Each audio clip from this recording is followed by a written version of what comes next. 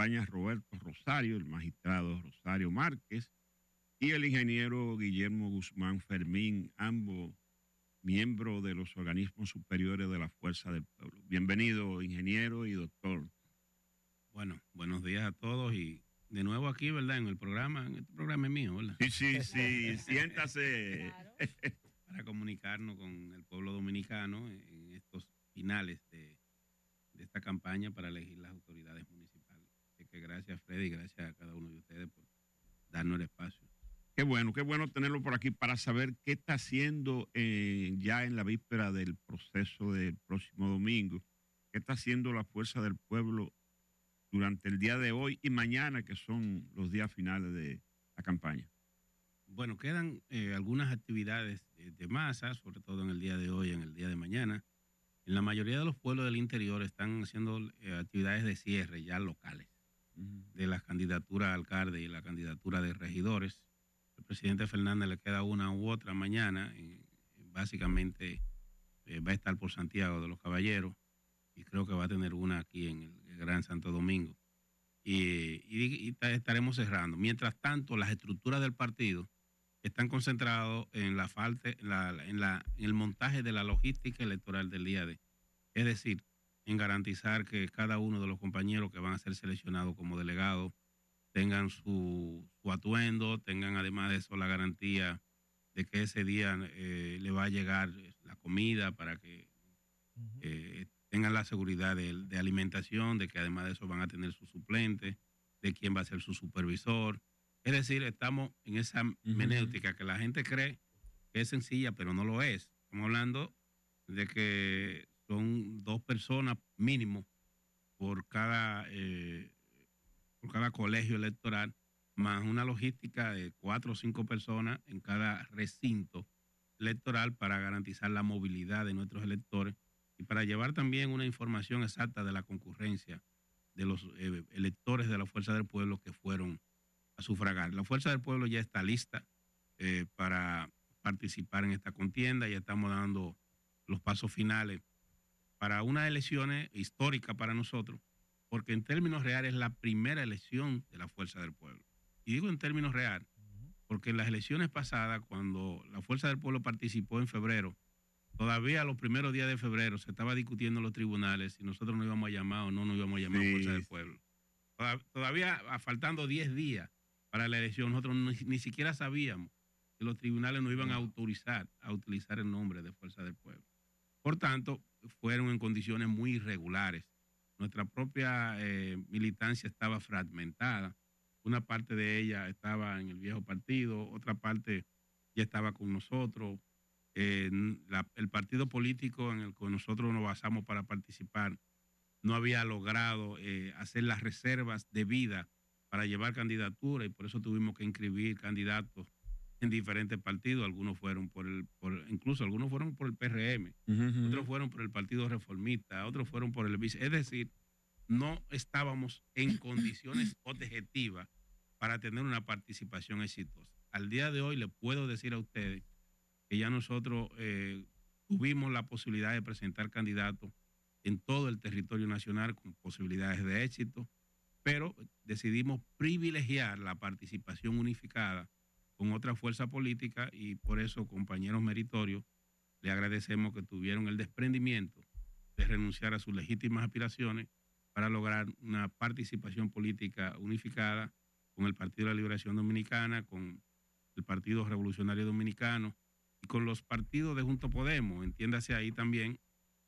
incluido el BIS, el PQDC, el PDI y otras fuerzas políticas aliadas, como es el caso de Movimiento Rebelde, Quinta República, más un movimiento que dirige el amigo Antonio Duvergé y otras fuerzas sociales que nos han estado apoyando. Doctor, ¿qué tal la experiencia después de usted haber sido presidente de la Junta Central Electoral, el trabajo que conlleva eso? Organizar unas elecciones y que las elecciones sean limpias, transparentes y que los resultados sean llenos de tranquilidad. A usted ahora ser dirigente del partido, es decir, como usted está dirigiendo un juego del Dogao como manager, pero ahora está en otro lado. ¿Qué tal la experiencia de presidente de la Junta ahora ser dirigente de un partido? Mira, yo le agradezco a Dios que me dio la oportunidad, que dudo que sea superada, de ser el dominicano que administró más procesos electorales en los últimos tiempos. Digo que es difícil que sea superada porque la elección ahora son 4 años, cuando yo estaba en cada 2 años. Sí. Sí. Ahora es fácil, ¿Cuántas usted son administró? cada 4 años. Yo estuve en el año 2004, 2006, 2008, 2010, 2012, 2016. Wow. 5 procesos. Sí. Seis. Wow, 6. Wow. Y gracias a Dios creo que logramos en esa fase de construcción de la democracia dominicana hacer nuestros aportes. De alguna manera se consolidaron los partidos y se consolidó la democracia dominicana. Y logramos también que el órgano electoral diera la respuesta que la población quería. Yo supongo que los miembros de la Junta ahora deben estar tensos, es normal que así sea. Tienen las expectativas de lo que va a ocurrir. Como un periodista, por más que usted vea que el periodista habla, llega un momento que a veces está presionado. Bueno, Claro. ¿cómo, Sí, salí sí, hoy? sí. ¿Cómo voy a salir al aire? Sí. Si va a salir bien o no el programa. Y ya ellos pues tienen su mecanismo. La cosa ha cambiado un poco. Yo me recuerdo que cuando antes yo estaba, la logística de transporte era un poco diferente. Yo lo que hacía era que contrataba todas las empresas que tenían medios de transporte para un solo día. Y yo transportaba todo en un solo día, e instalaba en un solo día. ¿Qué quiere decir? Que, por ejemplo, nosotros teníamos control de todo el equipo y de toda la logística electoral, y si la elección era un domingo, ya yo el viernes, entre viernes y sábado, estaba todo colocado. Hacía una sola logística en un solo día y se instalaba todo. Y entonces cuando los equipos estaban colocados, la gente...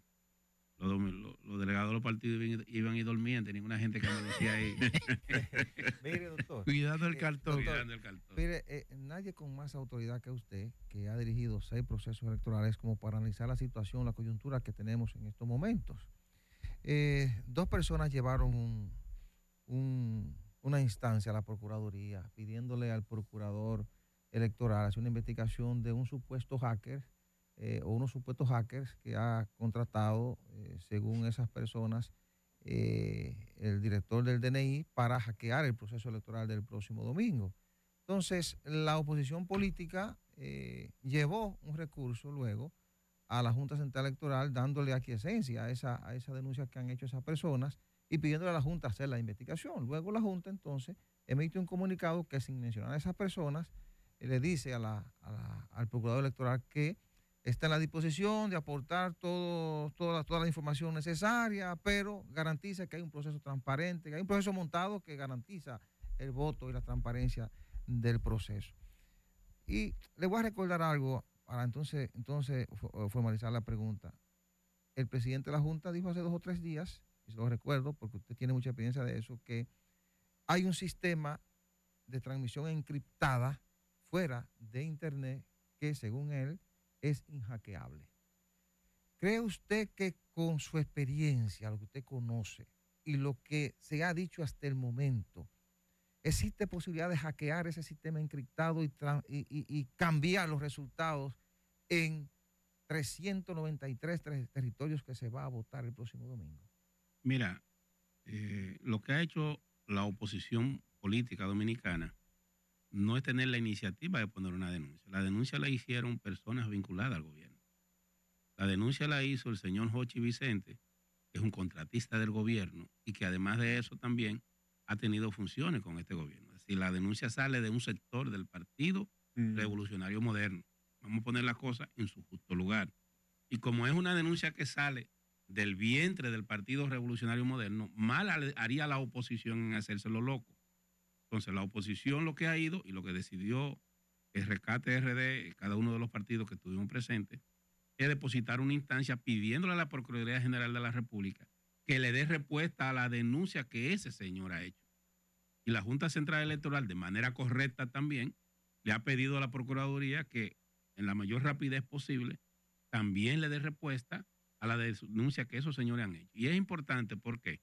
Porque todo el mundo sabe que Jochi Vicente y las otras personas que están poniendo esa denuncia siempre han estado vinculados a denuncias y actividades alrededor de los procesos electorales. Lo tuvieron en el 16 y lo tuvieron en el 20. Y por tanto, mal que bien, con razón o sin razón, nosotros no podemos hacernos lo que no está ocurriendo nada, es de que tú no oyes bulla y al lado hay una orquesta que te está tocando. Tú estás necesitado de prestarle atención a ese ruido porque tú no sabes hasta dónde eso puede ocurrir. Lo que nosotros percibimos es que ahí hay lo que está ocurriendo en muchas esferas del gobierno, que son luchas de intereses, de grupos económicos por la distribución del pater estatal. Pero no podemos dejar de verlo porque también esos grupos se ponen de acuerdo para mantenerse en el poder. Y nosotros no sabemos hasta tanto eso está ocurriendo. Eso en relación a ese tema. El otro tema es ya el tema de mira, ningún sistema en el mundo es perfecto. La NASA, que se supone que tiene la mayor cantidad de recursos a su alrededor para funcionar, constantemente penetran y hacen cosas. Todos los sistemas están hechos para vulnerarse. Sí. Y lo que se necesita es una buena logística de protección. Yo no sé en esta ocasión cuáles son las medidas que ha tomado la Junta. Yo sé las que tomaba cuando yo estaba. Cuando nosotros estábamos, nosotros contratábamos equipos de personas para la protección, compañías nacionales y extranjeras para la protección de la red de transmisión y el centro de cómputo de la Junta Central Electoral. Y previo a eso también contratábamos empresas, Ethical Hacker, para que trataran de penetrar al sistema para nosotros ver cuáles eran las debilidades que tenía el sistema y antes de que tuviéramos el día de entonces esas debilidades fueran cubiertas. Yo tengo la esperanza de que eso ocurra y que la Junta Central Electoral garantice ese proceso. En este caso, recuerden que la red de transmisión de la Junta la ofertan las empresas proveedoras de servicios. Sí. Entiéndanse lo que tienen las líneas, generalmente Claro, Altiz, son las que facilitan sus líneas.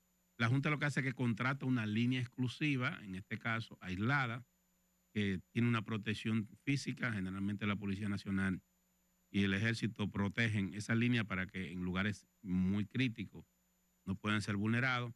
Y además de eso también tiene la responsabilidad del control del centro de cómputo en sí. Yo creo que están dadas las condiciones para que tengamos un buen proceso. Sin embargo, no puedo dejar de reconocer que hay mucho ruido alrededor del sistema de transmisión de resultados. Y esos ruidos, lamentablemente, no son paleados porque no hay una actitud correcta desde la dirección del Estado, entiéndase, del gobierno y el partido de gobierno para garantizar la transparencia del proceso, porque son muy atropellantes. Y esa actitud atropellante genera preocupación. ¿Cómo aquí el gobierno empezó diciendo que iban a sacar el 80% de la votación. Ahora dicen que el 70%. Esas son mentiras, que nadie se la cree. Entonces, si tú me estás diciendo a mí que tú vas a lograr un imposible, es porque tú vas a hacer algo malo. Porque no hay forma de que tú digas que tú vas a tener un 80%, porque tú vas a tener un 70%, cuando ni tu propia encuesta dicen eso. Cuando todo el mundo sabe que aquí, en los lugares fundamentales de grandes concentraciones de electores, hay una lucha cerrada. Aquí hay una lucha cerrada entre la oposición y el gobierno en Santo Domingo Este. Aquí hay una lucha cerrada entre la oposición y el gobierno en el Distrito Nacional. Aquí hay una lucha cerrada entre la oposición y el gobierno en Santiago de los Caballeros. Y esos 3 lugares solamente se concentran a ti más del 40 y pico de los votantes. Entonces, ¿cómo tú me vas a decir a mí que tú tienes el 80%? Es una ridiculez que no se la cree el gobierno. Y esa ridiculez es lo que genera preocupación. Mire, yo le voy a contar a ustedes, porque ustedes lo vivieron, el señor que sabe más que yo de ese tema. Hubo un gobernante en la República de Haití que era muy popular, Jean Bertrand Aristide. Sí. Jean Bertrand Aristide ganó una elección de manera arrolladora, pero cometió un error. Hizo un fraude en un alcalde, creo que fue, en un senador. Y eso costó que a Jean Bertrand Aristide, por ese error, óigame, un hombre que ganó las elecciones abrumadoramente, terminaron sacándolo para Sudáfrica, porque se pudo comprobar que en ese escaño específicamente, él hizo un fraude. Ahora mismo, no sé si ustedes están siguiendo lo de El Salvador. Sí. La oposición no discute que Bukele ganó las elecciones. La oposición lo que discute es que hicieron trampa, sobre todo en la parte legislativa de El Salvador, y que la votación en materia de la elección de los escaños no fue igual que la elección presidencial, y que además de eso el sistema colapsó Al día de hoy todavía no han terminado ya eso le echa a perder el Electoral de dar los resultados. Y 5 miembros suplentes del Tribunal Superior Electoral acaban de renunciar porque acaban de decir que en el proceso hubo manipulación de resultados desde el Ejecutivo. Y nadie discute que él ganó. Entonces, ¿qué es lo que quiero decir? Cuando desde la dirección del Estado, el partido que compite, tiene una actitud de arrogancia y de querer llevárselo todo, genera preocupación legítima en los demás actores, porque todo el mundo sabemos que tiene el poder a su favor y que entonces va a usar el poder para hacer lo que sea para que su narrativa sea realidad. Ha venido dándose. Y ya para pasar a lo de la fuerza del pueblo como tal, porque ustedes ambos son representantes del sector externo, directores de la fuerza del pueblo, se ha venido ejecutando un calendario, ¿no? Que ha venido llevando la Junta. Y un calendario que de una manera u otra da cierta tranquilidad. Independientemente de esos temas que usted señala con respecto a la actitud del gobierno que pudiera traer preocupación, la actitud de la Junta, la forma en la que la Junta ha llevado el proceso, pudiera dar lo contrario, pudiera generar cierta tranquilidad ante cómo la Junta ha ido cumpliendo su calendario y llevándose de los pasos que se supone que debe de dar. Mira, en la dirección de la Fuerza del Pueblo, lo que hay es una actitud de confianza y vigilancia. La confianza necesaria en el órgano y la vigilancia debida para garantizar que los resultados sean diáfanos y transparentes. No solo por la Junta, sino por los actores, no solo por los compañeros, los miembros que conforman el Pleno de la Junta Central Electoral y los empleados, la gran empleomanía de la Junta Central Electoral, sino porque la preocupación nuestra es desde el gobierno, la actitud que hay desde el partido de gobierno, de violar todo con tal de imponerse. Mire, yo lo escuché a usted hablando cuando venía en el camino. El presidente de la República hoy está inaugurando una universidad en Baní. El presidente está violando la ley y lo está haciendo de manera consciente y él lo sabe. El artículo 210 de la ley orgánica del régimen electoral es bastante claro y yo sé por qué, y yo me quiero referir a eso porque ese artículo se insertó en la ley a solicitud de Luis Abinader. Ese artículo se insertó porque en el año 2015 vino una comisión de la OEA para unificar un proyecto de ley orgánica del régimen electoral y se aprobó a solicitud del PRM que se excluyeran las inauguraciones y que se pusieran una determinada de trabas al Ejecutivo para que no se impusieran los procesos. El argumento de ellos, magistrado, es que todavía no ha llegado el plazo para las presidenciales. No. Si usted se lee el artículo 210, es bastante claro cuando habla de las inauguraciones. ¿Qué es lo que dice ahí el artículo 210? Durante la campaña electoral, aquí, está prohibido durante los 40 días anteriores a la fecha fijada para la celebración de los comicios municipales y 60 días anteriores a la fecha fijada para la celebración de los comicios presidenciales y congresuales, la realización de actos inaugurales de obras públicas por el gobierno central y las alcaldías. ¿Y qué es lo que es el gobierno central? Sí.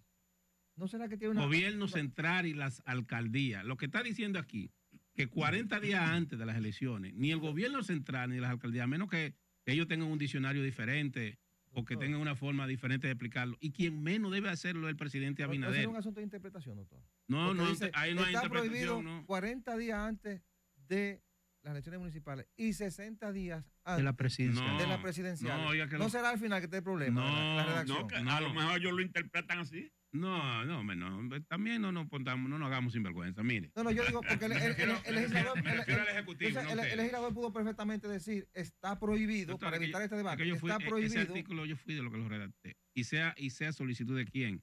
Y ese artículo mutó después en la modificación que se hizo en el 20, todas las modificaciones se han quedado igual, y se hizo a solicitud del PRM, y se hizo a solicitud del PRM una comisión de la OEA que lo visitó y que ellos plantearon eso. ¿Por qué dice 40 días antes y 60 días antes? Porque se da lo que se llama una proclama electoral que se dicta para las elecciones municipales. Esa proclama se dicta y quiere decir que el día 18 se dan los resultados y termina el plazo para los municipales. Hay un intervalo de unos 5 días entre el 18 y el 23. Y entonces el 23 se dicta de nuevo otra proclama convocando ya a las presidenciales. ahí hay un intervalo de unos 5 días que el Ejecutivo puede inaugurar todo lo que quiera, porque no estamos en periodo electoral.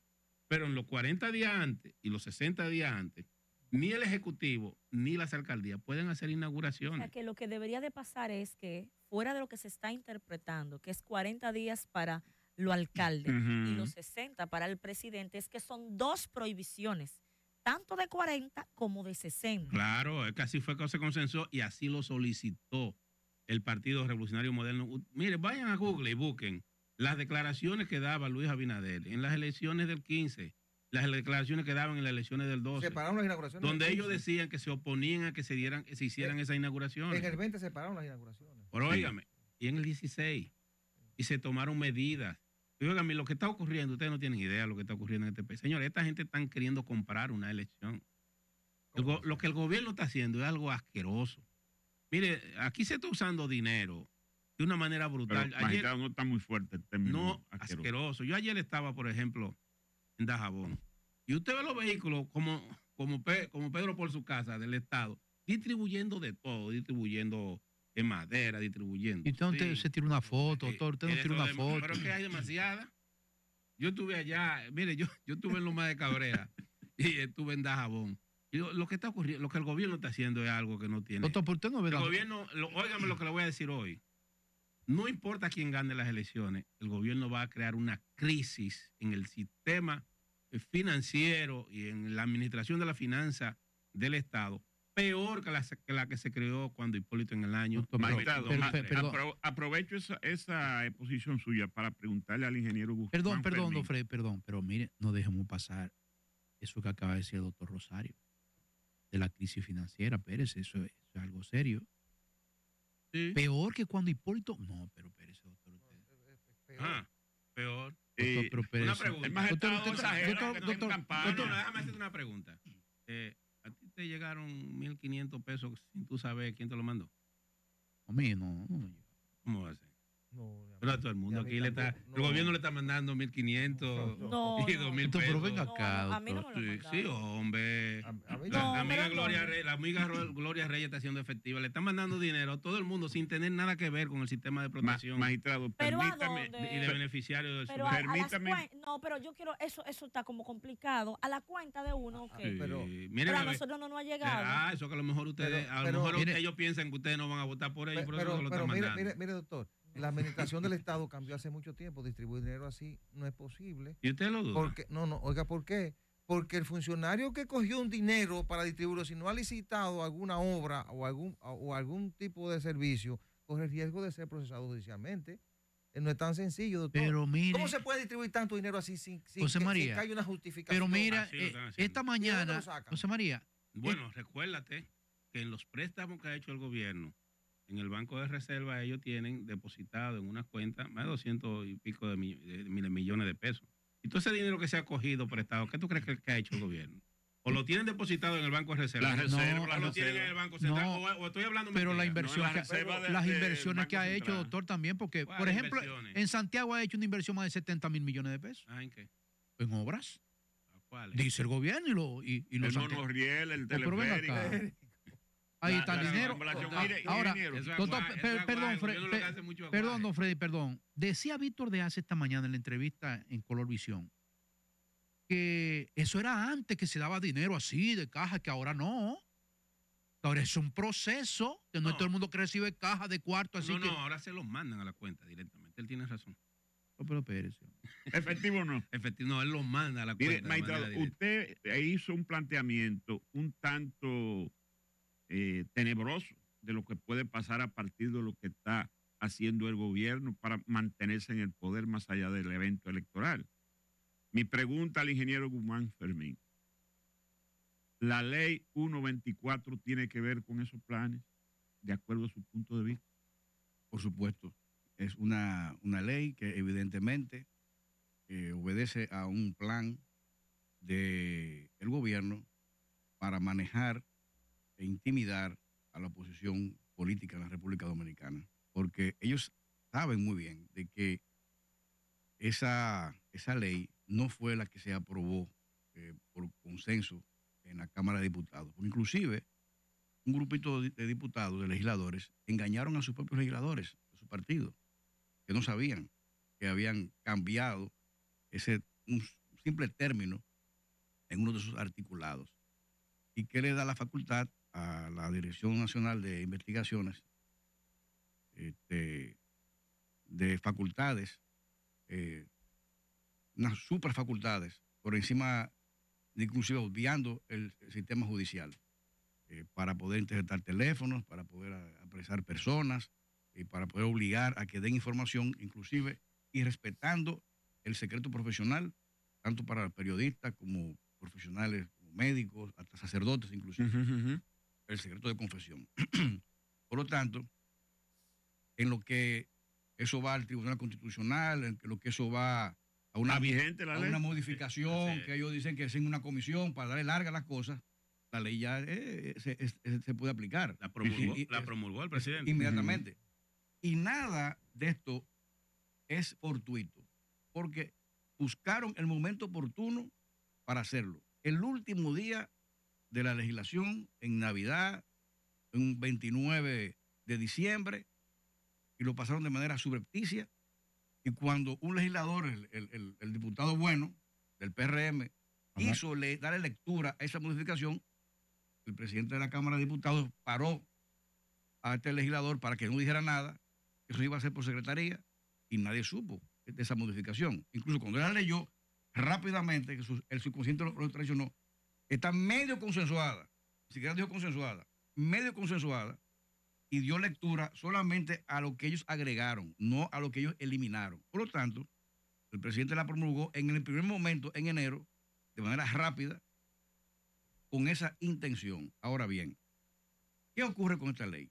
Y yo le voy a poner un ejemplo. Así como el doctor Rosario trajo una analogía muy importante con las elecciones de El Salvador y con el caso de Jean Bertrand Aristide, por las apetencias personales de elecciones, yo voy a poner también un símil con relación a esta ley, que es lo que ocurrió en el Perú con el jefe del DNI en el Perú, Vladimiro Montesinos, y el presidente del Perú, Alberto Fujimori. ¿Por qué? Porque esa ley, sin límites, porque ¿quién controla al DNI ahora? Nadie lo controla, absolutamente nadie. Porque se supone que el Estado, los funcionarios del Estado, son controlados por el Congreso. Pueden llamar a cualquier ministro al Congreso y se le hace una auditoría, ¿verdad? Y sí. El DNI no puede. O sea, nadie puede estar por encima del DNI. El DNI ya puede, como hacía Vladimiro Montesinos, espiar a legisladores, a diputados, a senadores, a jueces, a fiscales, a empresarios, a todos, a militares, a cualquier ciudadano, a políticos, sí, a cualquiera, sin límites. Entonces, hay un aspecto general. pero escúchame, entonces él empezó a chantajear para beneficio del partido y después para beneficio personal. ¿Cómo te dice él? Se corrompió. ¿Cómo te dice él? Montesinos. Entonces, ¿qué pasó? Que involucró y metió en un gran problema a un buen presidente, que era Alberto Fujimori, buen presidente, y lo llevó a ser un dictador, que al final terminó mal, renunciando y saliendo huyendo del país. Por lo tanto, en este proceso, que el gobierno está dando visos muy claros de autoritarismo y de intolerancia, como pasó ayer en la marcha pacífica, y desarmados todos esos policías que están pasando mucho trabajo exigiendo sus derechos adquiridos, en un acto de intolerancia, fueron también recibidos a tiros y a bombazos.